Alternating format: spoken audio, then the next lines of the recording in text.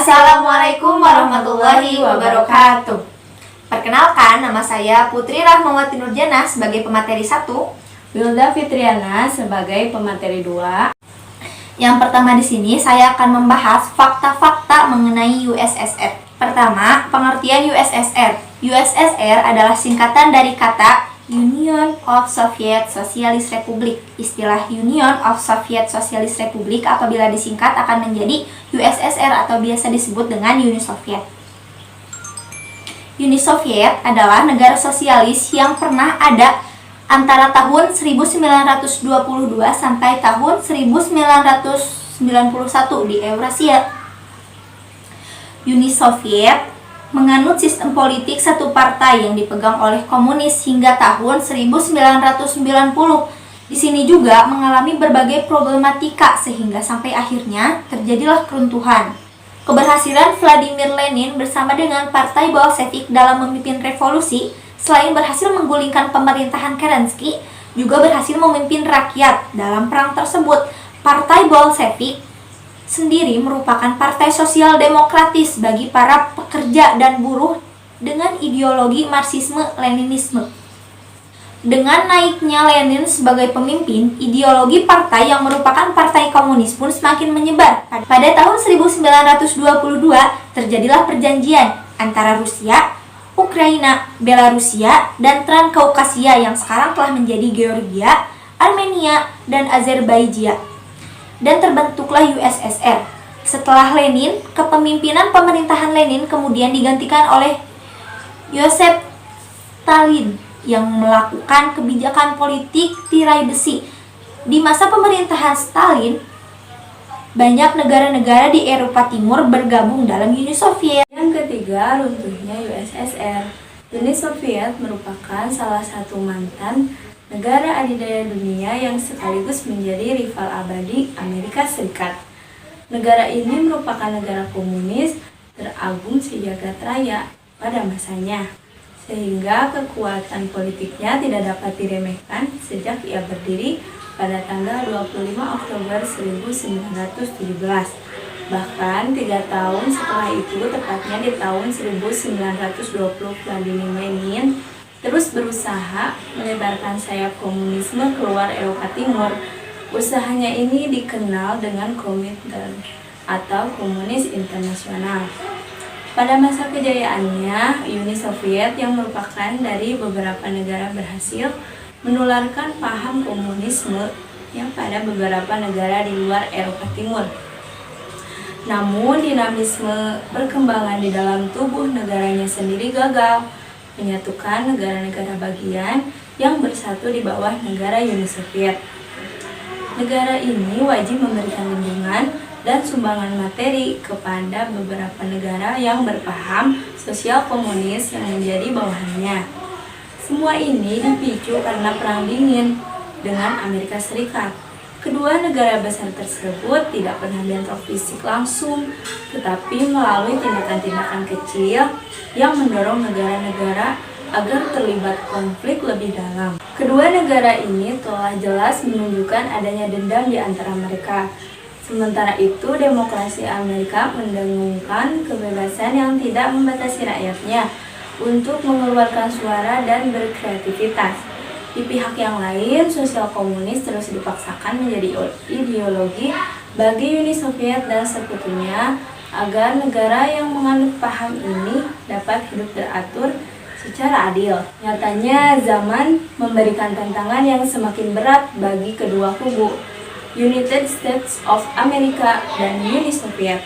Dan akhirnya yang keluar dari Perang Dingin sebagai pemenang adalah Amerika Serikat. Awal atau Perang Dingin yang sudah lama berlangsung disudahi dengan runtuhnya Uni Soviet pada tanggal 25 Desember 1991.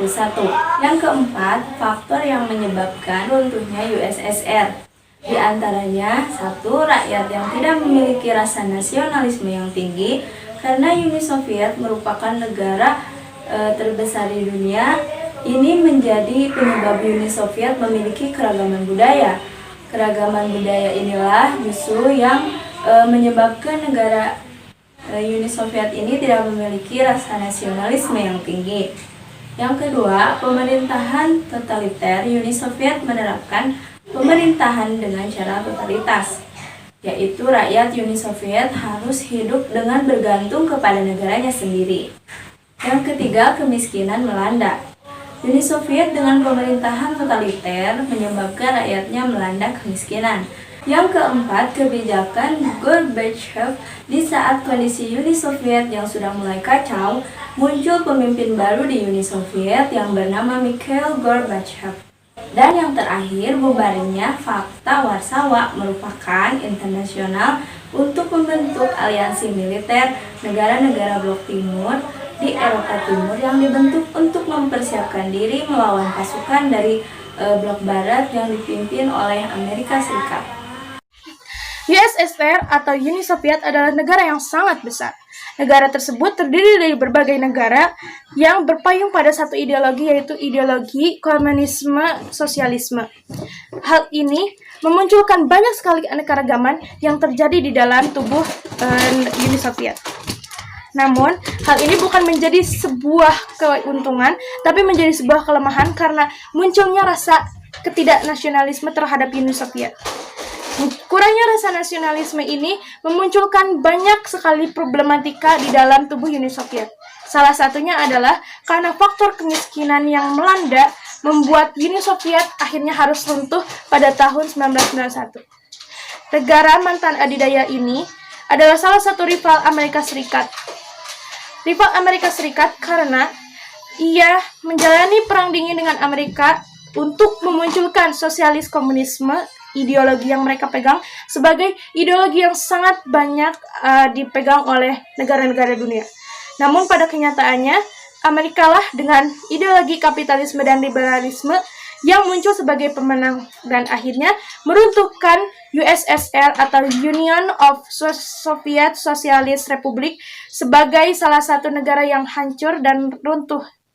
Hal inilah yang membuat ideologi sosialis komunisme ini akhirnya dipertimbangkan dan muncullah sosialis demokratik yang akhirnya banyak oleh pemikir untuk bertimbangkan sebagai sebuah ideologi.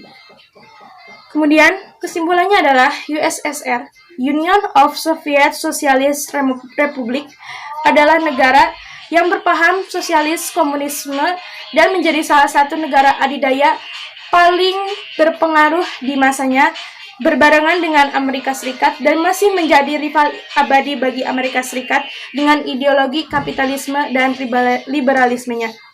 Keruntuhannya memunculkan banyak sekali permasalahan dalam perpolitikan di mana sosialisme komunisme akhirnya menjadi salah satu ideologi yang paling sedikit dipegang oleh negara-negara dunia.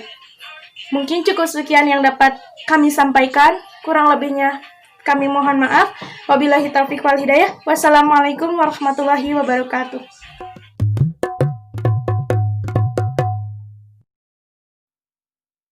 Pelangi-pelangi di alangkah indahmu, merah kuning hijau di langit yang biru.